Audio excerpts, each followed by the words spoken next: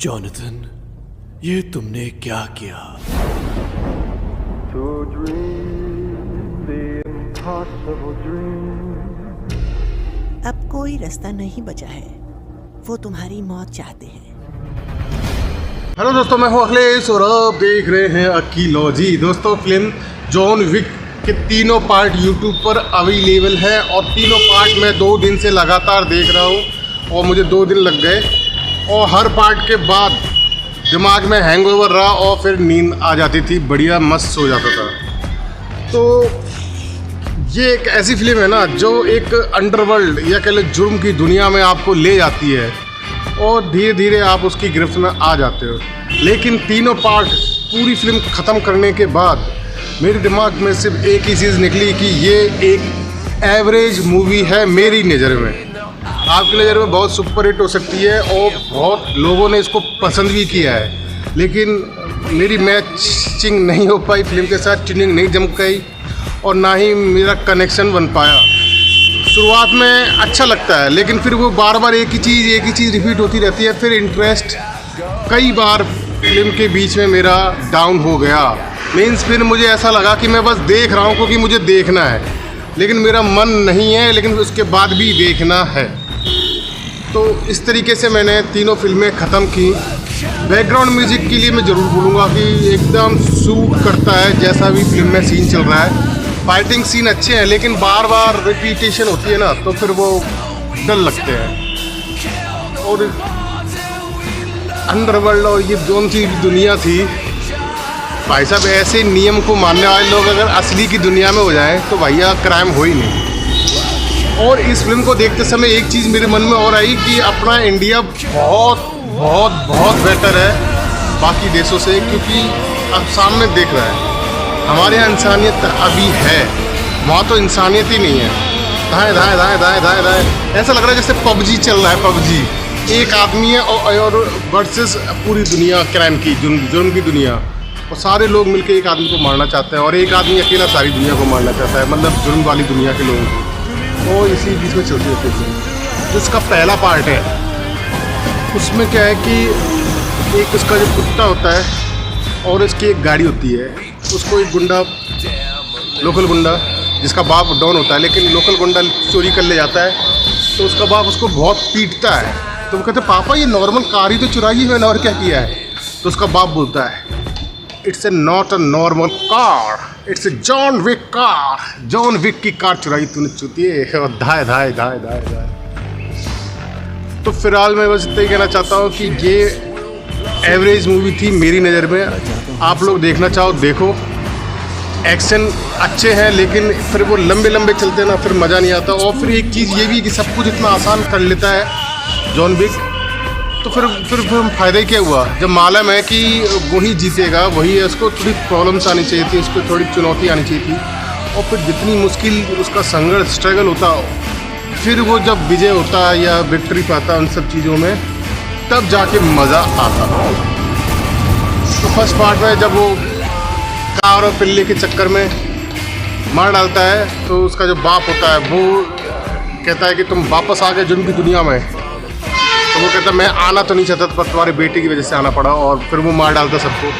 फिर second part यहाँ से स्टार्ट होता है कि जब जुर्म की दुनिया में आ ही गई हो तो एक डॉन कहता है यार कि मेरी बहन सिस्टर का मर्डर कर दो, क्योंकि वो एक बहुत बड़ी डॉन बनने जा रही है और वो बहुत बड़ी डॉन बन गई तो वो पहले मुझे निपटा देगी। तो जॉन वो कहता ना ना ना नो, मैं ये काम नहीं कर सकता, मैं शराफत की ज़िंदगी जीना चाहता हूँ।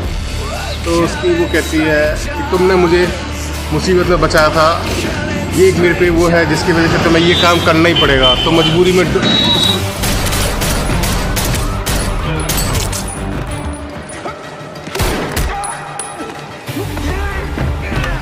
तो जॉन विक को ये काम करना पड़ता है और वो उसकी बहन को मार देता है। अब उसकी बहन को मारने के बाद वो रंग बदल लेता है, कहता है जो इतना बड़ा डॉन हूँ मैं और मेरी बहन को जॉन विक ने मार दिया, और मैंने अगर जॉन विक को नहीं मारा तो दुनिया मुझ पर छूटेगी। यानी कि उल्टा फिर जॉन विक को फंसा देता है और फिर जॉन विक के पास फिर चैलेंज आ जाता है, फिर वो उसको मार डालता है। और इसमें उसके कुछ लोग साथ दे देते हैं, तो वो डॉन होता है तो डॉन से गद्दारी करके कुछ लोग उसका साथ देते हैं। अब थर्ड पार्ट यहाँ से शुरू होता है कि जो लोग उसका साथ दे रहे थे उन्होंने जुर्म के रूल्स रेगुलेशन तोड़े हैं, क्योंकि जानवरों और इंसानों में सिर्फ एक ही चीज़ का फ़र्क है, वो है रूल्स एंड रेगुलेशन। तो तीसरी पार्ट में जो उसका साथ दिए थे जॉन विक का, उन सबको मार डालते हैं और फिर जॉन विक के खिलाफ पूरा अंडरवर्ल्ड क्राइम अलग कर देते हैं, फिर बहिष्कृत कर देते हैं। फिर वो जो सबसे टॉप टेबल, जो सबसे ऊपर का लेवल का जो डॉन होता है उसको मिलने ख्वाहिश करता है, फिर वहाँ चला जाता है और वहाँ से उसको कहता है कि जिसने तुम्हारी हेल्प की है उसको मार दो तो तुम्हारी हम ज़िंदगी बख्श देंगे। तो ना ओके, लेकिन वो फिर कहता है जिसने मेरी मदद करी मैं उसे मारूंगा, इससे अच्छा मैं अंडरवर्ल्ड को मारूंगा। और फिर दाएं दाएं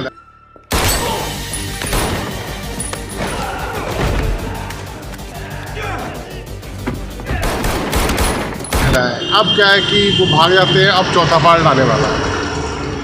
तो ओवरऑल फिल्म देखकर ज़्यादा मज़ा नहीं आया, हर चीज़ रिपीटेशन लगी, कुछ नयापन नहीं था।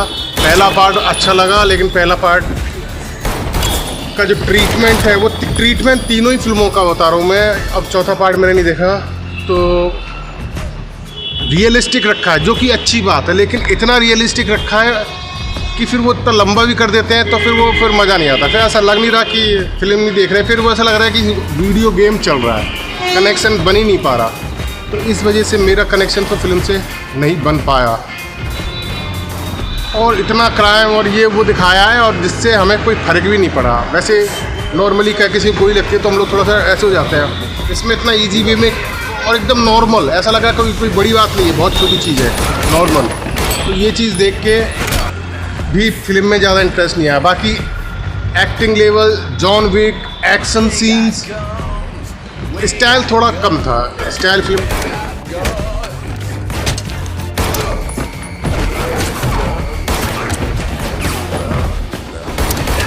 नहीं थी, ज़्यादा स्टाइलिश नहीं कह सकते, लेकिन मार्शल आर्ट जो भी फाइटिंग सीन थे उस जिस तरीके से और गन वाली फाइट ज़्यादा थी, इसीलिए और मज़ा नहीं आया।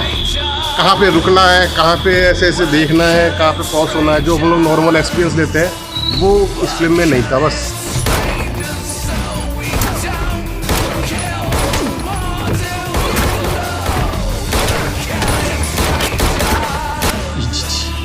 बाकी मैं ये नहीं कह रहा कि आपको भी बुरी लगेगी, आपको भी बेकार लगेगी। आपका इंटरेस्ट है, आपको बहुत ज़्यादा अच्छी लग सकते हैं।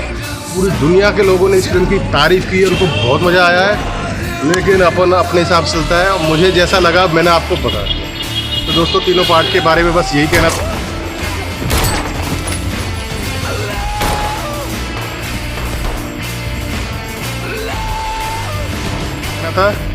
एवरेज मूवी है और हर फिल्म का मैंने बता दिया। पहली पार्ट में वो जुर्म की दुनिया में वापस नहीं आना चाहता, लेकिन एक कुत्ता मार देते हैं उसके, तो उसका बदला लेने के लिए जब वो किस इंसान खून कर देता तो सब लोग वापस ही आ गया। दूसरे पार्ट में जब वापस आ गया तो डॉन कहता है मेरा एक काम करो, मेरी बहन को मारो नहीं तो मैं तुम्हें मारूंगा। फिर वो उसकी बहन को मार देता है, कहता आप मेरी बहन को मारा तो मैं तुम्हें मारूंगा। फिर वो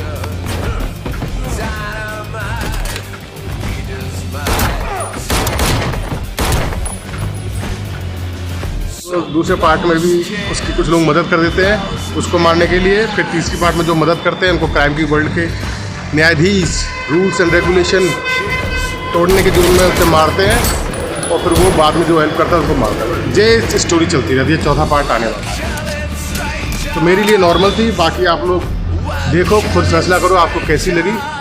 और मैं ये नहीं कह रहा कि फिल्म बेकार है, मैं ये कह रहा हूँ कि मुझे बेकार मतलब एवरेज लगी, बेकार नहीं लगी, एवरेज लगी।